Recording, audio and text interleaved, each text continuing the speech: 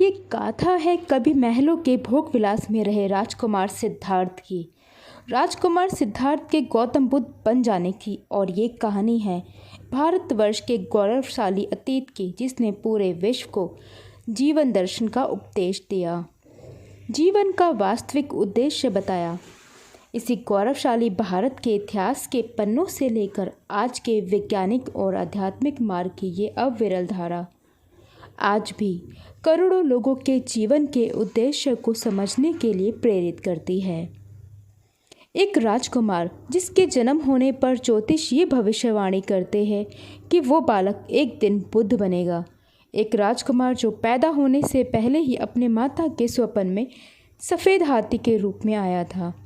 एक राजकुमार जो महलों की शानो शौकत के बीच पला बड़ा, अनेकों अप्सराओं और सुख सुविधा के बीच रहने वाला ये राजकुमार, जिसने एक दरिद्र व्यक्ति, एक वृद्ध और एक मृत व्यक्ति देखकर इस ब्रह्मांड के रहस्य को जानने की अलख जगाई, जिसने उसके भीतर प्रश्न जगाया कि आखिर जब ये जीवन ही मिथ्या है तो हम अपने जीवन को भोग विलास में क्यों व्यर्थ करते हैं। और यहाँ से शुरू हुई उस राजकुमार के बुद्ध बनने की कहानी। ऐसे महान गौरवशाली इतिहास को वो समय था आज से 2500 साल पहले, जब भारत में वैदिक सभ्यता का प्रचलन था। पर समय की गति के साथ उसमें आडंबर बढ़ते गए। ब्राह्मण समाज अपने को ज्ञान और शिक्षा के माध्यम के बजाय अपने कुल को सबसे उच्च मानने लगा।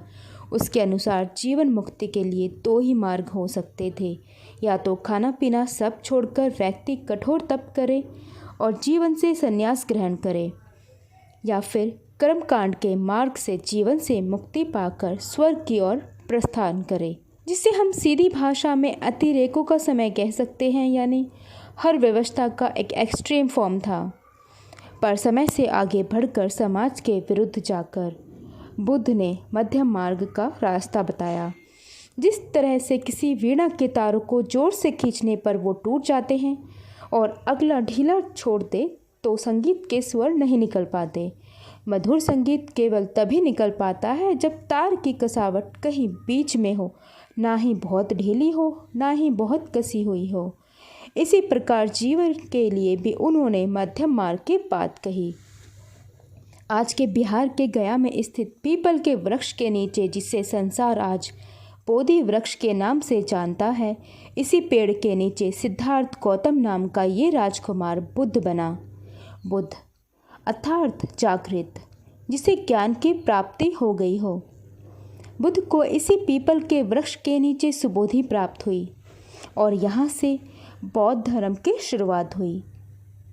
बुद्ध शब्द एक तरंग से, एक उपाधि से, जिसका अर्थ है वो जो जाग रहा है, यानी ऐसा व्यक्ति जो वास्तविकता के प्रति जागृत है, जो जीवन और मृत्यु के इस चक्र को जानता है और उसके मोह में नहीं पड़ता, जिसे सांसारिक माया के बंधनों से मुक्ति मिल गई हो, वो बुद्ध है।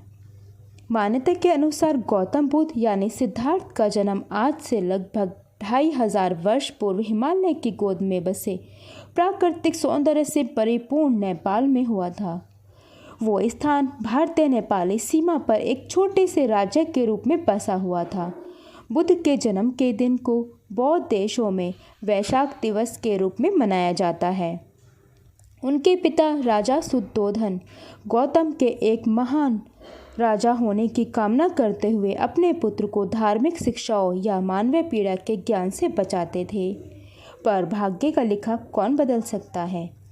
जीवन के शुरुआती 29 वर्ष महलों के भोग विलास में बिताने के बाद एक दिन वे भ्रमण के लिए निकले। राजा शुद्धोधन ने आदेश जारी किया कि कोई भी गरीब, वृद्ध या सन्यासी उस मार्ग पर न आए जिससे सिद्धार्थ जाने वाला था। पर वही हुआ जो होना था। सिद्धार्थ ने एक वृद्ध व्यक्ति को देखा, सन्यासी देखा और उन्हें शारीरिक रूप में अपने से अलग पाया, जिससे उनके मन में ये प्रश्न जन्मा कि आखिर जब वो भी एक दिन वृद्ध शरीर से निर्बल हो जाएंगे तो वो क्यों ना इस जीवन के उद्देश्य को खोजे। यानी जब एक दिन सभी को वृद्ध और निर्बल हो जाना है तो उन्हें जीवन के उद्देश्य की खोज करनी चाहिए और सत्य को जानने का प्रयास करना चाहिए। और फिर 29 वर्ष की आयु में गौतम ने घर छोड़ दिया। तपस्या और आत्म अनुशासन की जीवन शैली को अपनाया। लगातार 49 दिनों के ध्यान के बाद गौतम ने बिहार के बोध गया गांव में एक पीपल के पेड़ के नीचे बोधि प्राप्त की, जिस वृक्ष को बोधि वृक्ष के नाम से जानते हैं।